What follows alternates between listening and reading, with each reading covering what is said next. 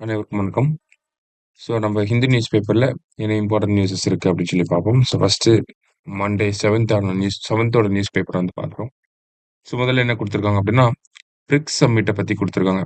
Actually BRICS மாநாடு அப்படிங்கிறது சமீபத்தில் பிரேசிலோட ரியோ டி ஜெனீரோ அப்படிங்கிற சிட்டில நடந்து முடிஞ்சது. சரிங்களா?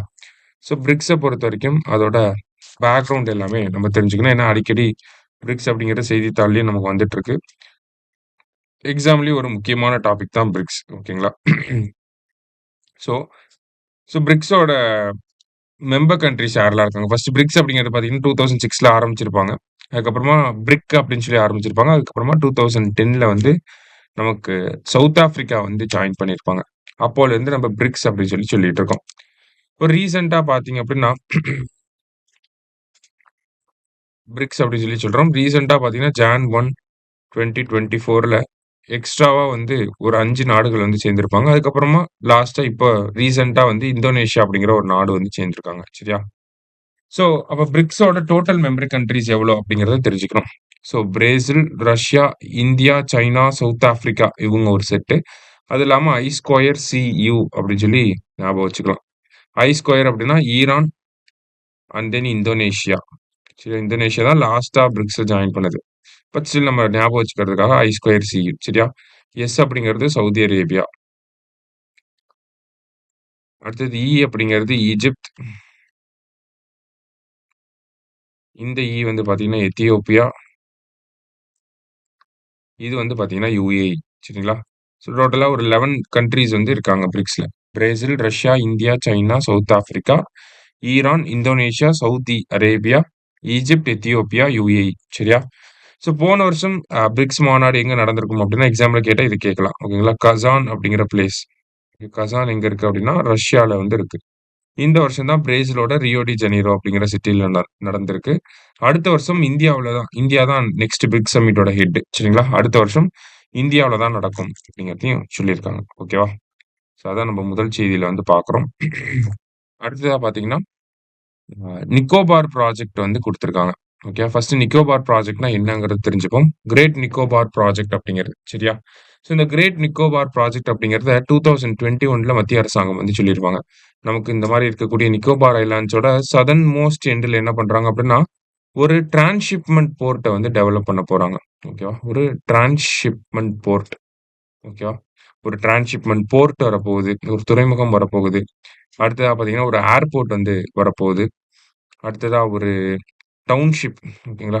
இந்த ஏர்போர்ட்ல இருக்கக்கூடியவங்கலாம் தங்குறதுக்கான ஒரு டவுன்ஷிப். அத தாண்டி பார்த்தீங்கன்னா, ஒரு பவர் பிளான்ட் எலக்ட்ரிசிட்டி புரொவைட் பண்றதுக்காக ஒரு பவர் பிளான்ட். அதே மாரி வந்து ஒரு ஷிப் அ ஷிப் யார்ட் அப்படிங்கிறதும் ஒண்ணு வரப்போகுது. சரிங்களா? ஸோ இந்த மாதிரி ஒரு காம்ப்ரிஹென்சிவ் ப்ராஜெக்ட்ட தான் நம்ம என்னன்னு சொல்றோம்னா, கிரேட் நிக்கோபார் ப்ராஜெக்ட் அப்படின்னு சொல்றாங்க. ஏன்னா, இந்த டிரான்ஸ்ஷிப்மென்ட் போர்ட் அப்படிங்கிறது இந்த இடத்துல முக்கியமான ஒரு விஷயம். ஏன்னா, இது வந்து மலாக்கா ஸ்ட்ரெய்ட் பக்கத்துல இருக்கு. இப்ப இந்தியா இப்படி இருக்கு அப்படின்னா, நமக்கு இப்படியே வருவாங்க. இந்த இடத்துல மலாக்கா ஸ்ட்ரெய்ட் அப்படிங்கிறது இருக்கும். ஓகேங்களா? வேர்ல்டோட முக்கியமான ட்ரேட் ரூட் எல்லாமே பார்த்தீங்கன்னா, இந்த மலாக்கா ஸ்ட்ரெய்ட் வழியா தான் போகும்.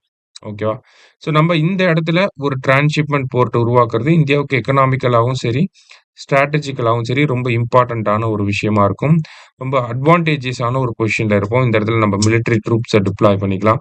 இந்த மாரி நெறைய பாதுகாப்பு அம்சங்களும் இதுல இருக்க தான் செய்யுது. சரிங்களா? ஸோ இந்த ப்ராஜெக்ட்ட வந்து டெவலப் பண்ணக்கூடாது அப்படின்னு சொல்லி அ நெறையா அந்த ப்ராஜெக்ட்க்கு அகைன்ஸ்டா நெறைய கேஸஸ் வந்திருக்கு. பிகாஸ் கிட்டத்தட்ட அங்க இருக்கக்கூடிய 9,00,000 மரங்கள் கிட்ட நம்ம அழிக்கிற மாரி இருக்கும். அங்க இருக்கக்கூடிய கோரல் ரீஃப்ஸ் பவளப்பாறைகள்லாம் பாதிக்கப்படும். அங்க இருக்கக்கூடிய ட்ரைபல் பீப்பிளோட லைவ்லிஹுட் வந்து அஃபெக்ட் ஆகும். அந்த மாதிரி நெறைய குற்றச்சாட்டுகள் இருந்தாலும், இந்திய அரசாங்கம் வந்து இந்த ப்ராஜெக்ட் வந்து ஸ்டெப் பை ஸ்டெப் அப்ரூவல வந்து கொஞ்சம் கொஞ்சமா வாங்கிட்டே தான் இருக்காங்க. அதுல தான் இப்ப என்ன குடுத்துருக்காங்கன்னா, ரீசென்ட்டா இந்த ஏரியா வந்து ஒரு டெக்டானிக்கலி ஆக்டிவ் ரீஜியன். சரியா? பொதுவாவே நம்ம படிக்கிறப்ப பார்ப்போம். டெக்டானிக்கலி ஆக்டிவ் ரீஜியனா இருக்கக்கூடியது தான் இந்த கிரேட் நிக்கோபார் ப்ராஜெக்ட் வரக்கூடிய அந்த சைட் வந்து பார்த்தீங்கன்னா, ஒரு டெக்டானிக்கலி ஆக்டிவ் ரீஜியன் அப்படின்னா, நமக்கு அதிகமா எர்த்குவேக் வரதுக்கான வாய்ப்புகளுமே இருக்க தான் செய்யுது.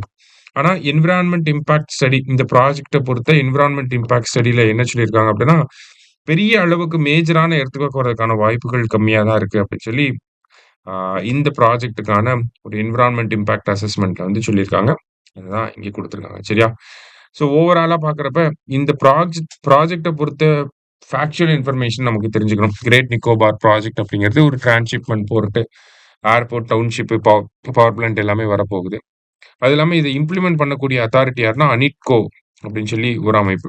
ஓகேவா? அனிட்கோ அப்படின்னா, Andaman and Nicobar Andaman and Nicobar island integrated development corporation அப்படின்னு சொல்லுவாங்க. ஓகேவா? Andaman and Nicobar islands integrated development corporation அப்படிங்கிற இந்த அமைப்பு தான் இந்த ப்ராஜெக்ட்ட வந்து பியூர்லி கம்ப்ளீட் பண்ண போறாங்க. சரியா? அது ஃபுல் ஃபார்ம் கூட பார்த்து வச்சுக்கோங்க, கேட்கலாம்.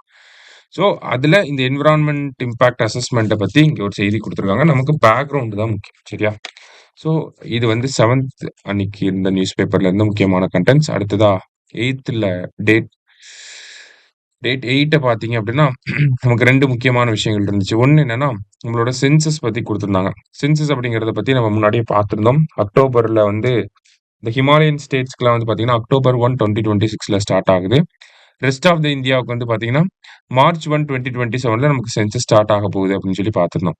பொதுவாவே இந்த சென்சஸ் டேட்டா எல்லாமே எப்ப நமக்கு அவைலபிளா இருக்கும்னா, பொதுவா இப்ப 2011ல சென்சஸ் எடுத்திருப்பாங்க. ஆனா, அந்த சென்சஸ் டேட்டா நம்ம கைக்கு வரதுக்கு வந்து பார்த்தீங்கன்னா, ஒரு 1 வருஷம், 2 வருஷம் ஆகும். மேக்ஸிமம் 2013ல தான் வரும். ஒரு 2 வருஷமாவது எடுத்துப்பாங்க. ஏன்னா, அந்த டேட்டாஸ் எல்லாம் டேட்டாவா இருக்கும். அத அனலைஸ் பண்ணி, அத வந்து டிஜிட்டல் ஃபார்மேட்ல அப்லோட் பண்றதுக்கு இந்த ஒரு டைம் பீரியட் எடுத்துப்பாங்க. சரியா? ஆனா, இந்த சென்சஸ்ல இந்த மாதிரி ஒரு டைம் டிலே அப்படிங்கிறது இருக்காது அப்படிங்கிறது தான் ஃபர்ஸ்ட் பிட்ச் பண்ணியிருக்காங்க. ஏன் அப்படின்னா, இந்த சென்சஸ் அப்படிங்கிறது ஒண்ணு நம்ம ஆல்ரெடி பார்த்திருந்தோம். கேஸ்ட் சென்சஸா இருக்க போகுது. கேஸ்ட் டேட்டாவும் இதுல எடுக்க போறாங்க அப்படிங்கிறத பார்த்திருந்தோம். அது மட்டும் இல்லாம இந்த 2027 சென்சஸ் அப்படிங்கிறது தான் இந்தியாவோட ஃபர்ஸ்ட் டிஜிட்டல் சென்சஸாவும் இருக்க போகுது. ஓகேங்களா? அதாவது எல்லா எனிமரேஷனுமே வந்து அ டிஜிட்டலா இருக்க போகுது. வெப் போர்ட்டல், ஆப்ஸ் மூலியமா தான் இந்த டேட்டாஸ வந்து நமக்கு எடுக்க போறாங்க. செல்ஃப் என்யூமரேஷன் அப்படிங்கிறது இருக்கு. நம்மளோட டேட்டாஸ நம்மளே அதுல அப்டேட் பண்ணிக்கிற மாதிரியான போர்ட்டல்ஸுமே வந்து கொண்டு வர போறோம் அப்படிங்கிறத மத்திய அரசாங்கம் வந்து சொல்லியிருக்காங்க. ஸோ இந்த மாதிரி டிஜிட்டைசேஷன் ப்ராசஸ் அதிகமா இருக்கனால, நமக்கு இந்த ஒரு சென்சஸ் டேட்டா அப்படிங்கிறது சீக்கிரமா வெளிய வந்துரும் அப்படிங்கிறதையும் குடுத்திருக்காங்க. அடுத்ததா பார்த்தீங்கன்னா, all state run hostels to be renamed அப்படின்னு சொல்லி குடுத்திருக்காங்க. அதாவது தமிழக அரசாங்கத்துக்கு கீழ பார்த்தீங்கன்னா, கிட்டத்தட்ட 2700க்கும் மேற்பட்ட விடுதிகள் வந்து இருக்கு. நீங்களே பார்த்திருப்பீங்க. பிற்படுத்தப்பட்டோர் விடுதி, ஆதிதிராவிடர்கள் விடுதி அப்படின்னு சொல்லி அங்கெல்லாம் வந்து மாணவர்கள் வந்து படிச்சுட்டு இருப்பாங்க. அரசு கல்லூரிகள் இருக்கு அப்படின்னா, அதுக்கு பக்கத்துல இந்த மாரியான விடுதிகள உங்களால பார்க்க முடியும். சரிங்களா? ஸோ இந்த மாதிரியான விடுதிகளுக்கு எல்லாமே ஜாதிய பெயர்கள் தான் இருக்கு. இப்ப பிற்படுத்தப்பட்டோர் விடுதி, மிகவும் பிற்படுத்தப்பட்டோர் விடுதி, சீர்மரபினருக்கான விடுதி, அந்த மாரி ஹாஸ்டல்ஸ் எல்லாத்துக்குமே பார்த்தீங்கன்னா, இந்த கேஸ்ட் நேம்ஸ் தான் இருக்கு இல்லையா?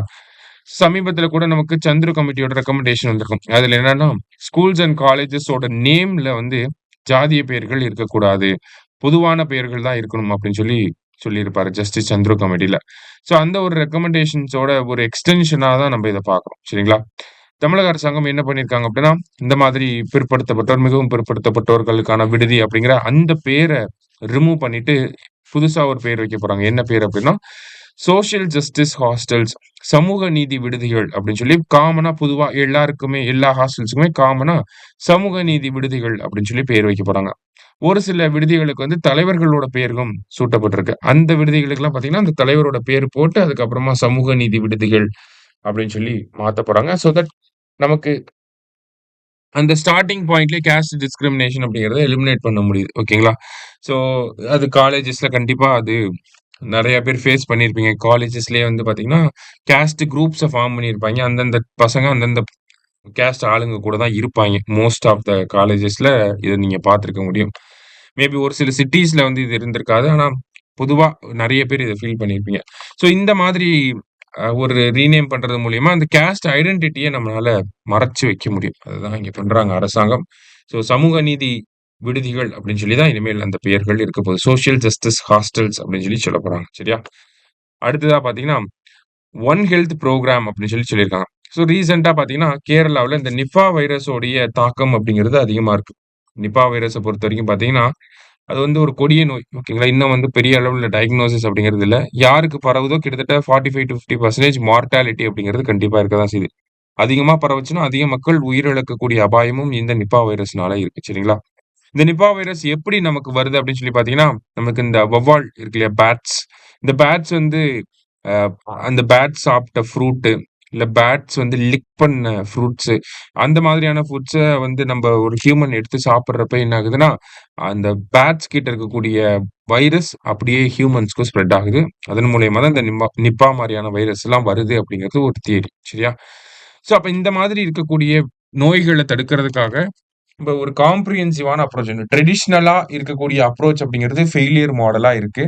அதனால என்ன அப்ரோச் பண்ண சொல்றாங்க அப்படின்னா, ஒன் ஹெல்த் அப்ரோச் அப்படிங்கிறத கொண்டு வர சொல்றாங்க. ஓகேவா? இந்த ஒன் ஹெல்த் அப்ரோச் அப்படிங்கிறது WHO ரெக்கமெண்ட் பண்ணக்கூடிய ஒரு அப்ரோச். சரிங்களா? ஒன் ஹெல்த் புரோகிராம் அப்படிங்கிறது WHO ரெக்கமெண்ட் பண்ணக்கூடிய ஒரு புரோகிராம். அதாவது பொதுவா ஹியூமனோட ஹெல்த்த மட்டுமே ஃபோக்கஸ் பண்ணாம, என்விரான்மென்ட்டோட ஹெல்த்தையும் ஃபோக்கஸ் பண்ணும். வைல்ட் லைஃப் அனிமல்ஸோட ஹெல்த்தையும் ஃபோக்கஸ் பண்ணணும். அப்படிங்கிறது தான் இந்த ஒன் ஹெல்த் புரோகிராம். ஓகேவா? So focusing simultaneously on human health, environment health and then animals health. இந்த 3 ஹெல்த்தையும் வந்து நம்ம சைமல்டேனியஸா ஃபோக்கஸ் பண்ற மூலியமா, நமக்கு உயிரினங்களையும் பாதுகாக்க முடியும். உயிரினங்கள நம்ப நல்லா பாதுகாக்கிறது மூலியமா, மனிதர்களுக்கும் இந்த மாதிரியான ஜூனோடிக் டிசீசஸ் விலங்குகளிலிருந்து பரவக்கூடிய விலங்குகள்ல இருந்து மனிதனுக்கு பரவக்கூடிய இந்த டிசீசஸோட ஸ்ப்ரெட்டையும் நம்மனால கம்மி பண்ண முடியும். அப்படிங்கிறது இந்த ஒன் ஹெல்த் அப்ரோச்சோட ஒரு கீ ஆஸ்பெக்ட்டா இருக்கு. சரியா? ஸோ இத இத இம்ப்ளிமெண்ட் பண்ற மாரி தமிழக அரசாங்கம் ஒரு விஷயத்த பண்ணியிருந்தாங்க போன வருஷம். என்னன்னா, one health and climate hub அப்படிங்கிறத ஏற்படுத்தியிருப்பாங்க. One health and climate hub அப்படிங்கிறத தமிழக அரசாங்கம் உருவாக்கி இருக்காங்க. ஓகேவா? எதுக்காக அப்படின்னா, இந்த WHOட ஒன் ஹெல்த் அப்ரோச்ச தமிழ்நாட்டுல கொண்டு வரணும். அத நிறுவனமயமாக்கணும். இன்ஸ்டிடியூஷனலைஸ் ஆக்கணும் அப்படிங்கிறதுக்காக தான் இந்த one health and climate hub அப்படிங்கிறத தமிழக அரசாங்கம் தமிழகத்துல செயல்படுத்த ஆரம்பிச்சிருக்காங்க. சரியா? ஸோ அத ரிலேட் பண்ணி வரனால நம்ம இந்த ஒரு ஆர்டிக்கிள பார்க்குறோம். ஸோ இது 8த் அன்னைக்கு இருந்த நியூஸ் பேப்பரோட முக்கியமான கன்டென்ட்ஸ். சரியா? அடுத்ததா பார்த்தீங்க அப்படின்னா, நமக்கு இன்னைக்கு நியூஸ் பேப்பர். இன்னைக்கு நியூஸ் பேப்பர்ல வந்து ஃபர்ஸ்ட் எடுத்தோனே பார்த்தீங்கன்னா, இன்னைக்கு சின்ன செய்திகள் தான் இருந்துச்சு. என்னன்னா, நமக்கு இந்த லேர்னிங் டெஃபிஷியன்சிய பத்தி குடுத்திருக்காங்க. Country wide survey reveals deficit in student learning அப்படின்னு சொல்லி குடுத்திருக்காங்க. அதாவது ஸ்கூல் லெவல்ல இருக்கக்கூடிய மாணவர்கள் மத்தியில எடுக்கப்பட்ட ஒரு சர்வே தான் இது. ஃபர்ஸ்ட் அந்த சர்வேயோட பேர் என்ன அப்படின்னு சொல்லி பார்த்துருவோம். பேர் என்ன அப்படின்னு சொல்லி பார்த்தீங்கன்னா, பராக். ஓகேவா? பராக் அப்படின்னா, பராக் ஆர்எஸ் அப்படின்னு சொல்லி குடுத்திருக்காங்களா? இதுதான் அந்த சர்வேயோட பேர். Performance assessment, review and analysis of knowledge for holistic development. இத கூட நமக்கு கண்டிப்பா ஃபுல் ஃபார்மா கேட்கறதுக்கு வாய்ப்புகள் இருக்கு. ஏன்னா, இந்த பராக் ஆர்எஸ் அப்படிங்கிறது நேஷனல் எஜுகேஷன் பாலிசி 2020 இருக்கு இல்லையா? அதுல சொல்லப்பட்ட ஒரு சர்வே தான் அது. ஓகேங்களா? பராக் இனிஷியேட்டிவ், பராக் சர்வே அப்படிங்கிறது. சரியா? So performance assessment review and analysis of knowledge for holistic development Rashtriya Sarvekshan. India ஃபுல்லா இருக்கக்கூடிய லேர்னிங் விஷயங்கள ஸ்டடி பண்றதுக்காக தான். முன்னாடி இந்த சர்வேயோட பேர் என்னன்னா, நேஷனல் அச்சீவ்மென்ட் சர்வே அப்படின்னு சொல்லி சொல்லுவாங்க. ஸோ இந்த சர்வே கீழ என்ன பண்றாங்கன்னா, இந்தியால இருக்கக்கூடிய 781 மாவட்டங்கள்லயும் இருக்க அரசு மற்றும் தனியார் பள்ளி மாணவர்கள் மத்தியில ஒரு சர்வே மாதிரி எடுப்பாங்க. ஒரு கொஸ்டினியர் வந்து இருக்கும். ஸோ அத பேஸ் பண்ணி அவங்க என்ன பண்றாங்க அப்படின்னா, லேர்னிங் அவுட்கம்ஸ் எப்படி இருக்கு? லேர்னிங் கேப் எப்படி இருக்கு? ஒவ்வொரு எஜுகேஷனுக்கும் அப்படின்னு சொல்லி அத அனலைஸ் பண்றாங்க. உதாரணத்துக்கு பார்த்தீங்கன்னா, நமக்கு 6த் ஸ்டாண்டர்ட் படிக்கக்கூடிய மாணவர்களுக்கு வந்து கிட்டத்தட்ட 47% பேருக்கு வந்து பார்த்தீங்கன்னா, 10ஆம் வகுப்பு அதாவது 10த் டேபிள் இருக்கு இல்லையா? 10வது வாய்ப்பாடு 110 ஷார்ட் 10 அப்படி சொல்லுவாங்க இல்லையா? அந்த 10வது வாய்ப்பாடு அப்படிங்கிறத கரெக்ட்டா சொல்லத் தெரியல. 3வது வகுப்பு படிக்கக்கூடிய 45% மாணவர்களுக்கு வந்து பார்த்தீங்கன்னா, நம்பர்ஸ 1ல இருந்து 99 வரைக்கும் எழுதத் தெரியல. 99ல இருந்து ரிவர்ஸ்ல 1 வரைக்கும் எழுதத் தெரியல அவங்களுக்கு. ஸோ இந்த மாதிரியான லேர்னிங் கேப் அப்படிங்கிறது இந்தியாவுல நெறையாவே இருக்கு. அது குறிப்பா நம்ம பள்ளி மாணவர்கள் கிட்ட அதிகமா இருக்கு. அப்படின்னு சொல்லி ஒரு லேர்னிங் கேப்ப ஐடென்டிஃபை பண்ணியிருக்காங்க. அது மட்டும் இல்லாம தனியார் பள்ளிகளுக்கும், அரசு பள்ளிகளுக்கும் மத்தியில எவ்வளவு அந்த வேரியேஷன் இருக்கு. அதே மாரி அரசாங்கம் நடத்தக்கூடிய ஏகலைவா, கேந்திரிய வித்யாலயா இந்த மாதிரியான பள்ளிக்கூடங்கள்லாம் இருக்கு. ஸோ அதுலலாம் எப்படி பெர்ஃபார்மன்ஸ் வந்து இருக்கு? மேத்தமேட்டிக்ஸ்ல எப்படி பெர்ஃபார்ம் பண்றாங்க? ஒவ்வொரு சப்ஜெக்ட்லயும் எப்படி பெர்ஃபார்மன்ஸ் இருக்கு? அப்படிங்கிறத அனலைஸ் பண்றாங்க. இப்ப நம்ம தமிழ்நாட்ல பார்த்தீங்கன்னா, சமச்சீர் கல்வி அப்படின்னு சொல்றோம். இந்த ஸ்டேட் போர்ட் இருக்கு. அதுக்கு மேல சிபிஎஸ்இ இருக்கு. அதுக்கு மேல ஐசிஎஸ்இ அப்படிங்கிற மாரியான சிலபஸஸ்லாம் இருக்கு. ஸோ அந்த ஒவ்வொரு சிலபஸ்க்கும் இருக்கக்கூடிய அந்த கேப்ஸ் எப்படி இருக்கு? அதெல்லாமே அனலைஸ் பண்ணியிருக்காங்க. ஒரு காம்ப்ரிஹென்சிவான அப்ரோச் தேவைப்படுது அப்படிங்கிறத இந்த அனலைசிஸ்லேருந்து புரிஞ்சிருக்காங்க. சரியா? ஸோ எஜுகேஷன்ல லேர்னிங் கேப் அப்படிங்கிறது அதிகமா இருக்கு. அந்த லேர்னிங் கேப்ப அட்ரஸ் பண்ணா தான் லேர்னிங் அவுட்கம் அப்படிங்கிறது வரக்கூடிய மாணவர்கள் இன்னும் வெல் எக்யூப்டு, வெல் நாலேஜ்டு ஸ்டூடண்ட்ஸா வருவாங்க அப்படிங்கிறத இதுலருந்து புரிஞ்சுக்க முடியுது. சரியா? ஸோ இது இன்னைக்கு நியூஸ் பேப்பர்லேருந்து ஒரு முக்கியமான செய்தி. சரிங்களா? அடுத்ததா பார்த்தீங்க அப்படின்னா, நமக்கு யூரோப்பியன் யூனியன பொறுத்தவரைக்கும் பார்த்தீங்கன்னா, கிட்டத்தட்ட ஒரு 27 நாடுகள் இருக்கு. ஓகேவா? ஸோ அந்த 27 நாடுகளும் பார்த்தீங்கன்னா, யூரோப்பியன் யூனியன்க்குன்னு எடுத்துக்கிட்டோம்னா, யூரோப்பியன் யூனியனுக்குன்னு தனி பார்லிமென்ட், தனி கரன்சி அது எல்லாமே இருக்கு. யூரோ அப்படின்னு சொல்லுவாங்க. ஓகேவா? ஸோ இந்த யூரோ அப்படிங்கிற இந்த கரன்சியே கிட்டத்தட்ட அந்த யூரோப்பியன் யூனியன்ல இருக்கக்கூடிய 20 நாடுகள் வந்து ஆல்ரெடி அக்செப்ட் பண்ணி வச்சிருக்காங்க. ஓகேவா? யூரோ அப்படிங்கிறது காமன் கரன்சி அந்த யூரோப்பியன் கான்டினென்ட்ல. சரியா? ஸோ இப்ப ஜான்வரி 1, 2026ல இருந்து புதுசா ஒரு நாடு இந்த லிஸ்ட்ல சேரப் போறாங்க. அதாவது யூரோ அப்படிங்கிற அந்த கரன்சிய அக்செப்ட் பண்ணிக்க போறாங்க. யார்னா ஜான்வரி 1, 2026ல இருந்து யார் அக்செப்ட் பண்ணிக்க போறாங்கன்னா, நம்மளுடைய பல்கேரியா. பல்கேரியா அப்படிங்கிற நாடு 2026 ஜனவரி 1ல இருந்து அவங்களுடைய கரன்சி பேர் வந்து பல்கேரியன் லெவ் அப்படின்னு சொல்லுவாங்க. ஓகே, லெவ் அப்படின்னு சொல்லுவாங்க. இதுல இருந்து அவங்க யூரோவுக்கு ட்ரான்ஸ்ஃபர் ஆகப் போறாங்க. சரியா? ஸோ அததான் இந்த இடத்துல குடுத்திருக்காங்க. ஸோ யூரோப்பியன் யூனியனோட கரன்சி பேரு யூரோ. அத 21 நாடுகள் வந்து அக்செப்ட் பண்ணிக்கிட்டாங்க அப்படிங்கிறத தெரிஞ்சுக்கணும். சரியா? ஸோ நம்ப நியூஸ் பேப்பர்ஸ்ல இருந்து முக்கிய செய்திகள பார்த்திருக்கோம். நன்றி. சுரேஷ் IAS அகாடமி வெற்றியின் முகவரி.